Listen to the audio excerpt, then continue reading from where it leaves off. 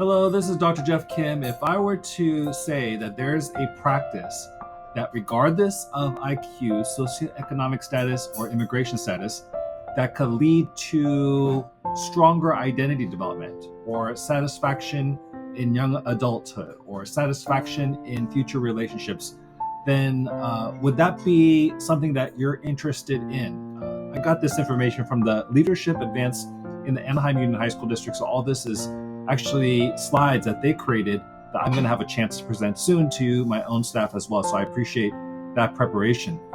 And I think we're proud all across our district and also at the site I'm at that all the students in our class, in our schools and in our classes have had the opportunity to have meaningful project-based learning.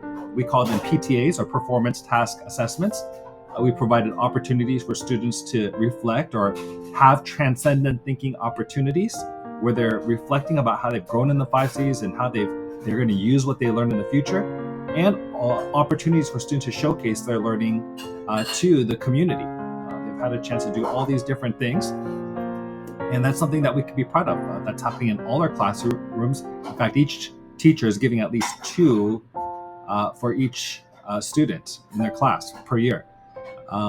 Many teachers are giving more, but at the very minimum, if a student has 7 periods, let's say, they're getting 14 PTAs per year, but many are getting more than that. So what is the 5 Cs focus for the 2024-2025 year? And that includes enhancing performance task assessments by analyzing student work and reflections to support deeper learning and growth. So this analyzing our student work, oftentimes we are giving the performance tasks, and in the first couple of years, it was just building the plane as we're flying it. But now we have the opportunity to go a little deeper and take a look at that student work and see what that student work tells us about the student, including their reflections.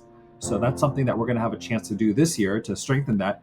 Once again, students are getting all that opportunity to learn the concrete, which is the performance task assessments that the teachers are assigning in each of their core content areas, as well as our elective classes and even our PE classes. And they're having the opportunity to reflect on the 5 Cs. And they might be thinking about the skills that they've been developing and how they've been learning and why that learning is important and how they will use that learning in their future. That kind of abstract reflection is very, very important. So once again, here's what Diana said. She said, I may never refer to Hamlet again, but I will use student learning capacities, the Cs, in my future. I will use systems thinking when I become a teacher and show my students how everything that makes up the whole thing has to come together in order for you to have the outcome in something. There's a reason for every step or every part in a problem, maybe in the situation itself, to put into. I will use collaboration skills. So once again, this reflection is going way beyond the content knowledge of Hamlet to thinking about the 5 Cs and their future career for that matter. So we've been partnering with USC, University of Southern California. They have a program called the Center for Effective Neuroscience Development, Learning, and Education. And what they're finding is, as we capture this data on student learning with an emphasis on transcendent thinking, there are some major and great outcomes that are happening. Outcomes in terms of persistence, outcomes in terms of GPA, and not just in our high schools, but when they go on to very competitive schools like the University of California, Irvine. And once again, I mentioned from the very beginning that regardless of the student's IQ, socioeconomic status, immigration status, the transcendent thinking, what they are able to think about in advance, that skill of being able to as a strong predictor later down in life. And this really allows us to then have that whole child approach. So when we think whole child approach, yes, the content is a part of it, but that is only a part of it. And this whole child approach and this transcendent thinking is especially important for diverse youth and those from low socioeconomic experiences, to have that kind of space where as they're doing the performance tasks, learning the content, also having the opportunity to reflect and have moments of transcendent thinking. And even before that transcendent thinking, in Anaheim Union High School District, there's a lot of the 5 Cs happening.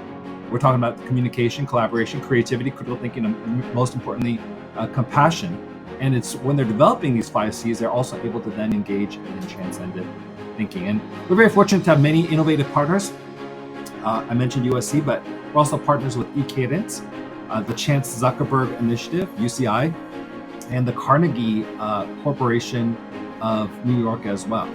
And so this also gives us the opportunity then, as we think about the future, as we think about planning time, professional learning, pull-out days, enhancing once again that student performance task assessments by analyzing the student work. Oftentimes we focus on the lesson plan, and the lesson plan is very, very important, but then also spending that time looking at what it is that the students created from those lesson plans and also their reflections as well.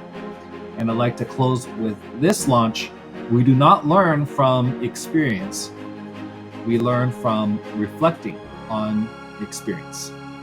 John Du.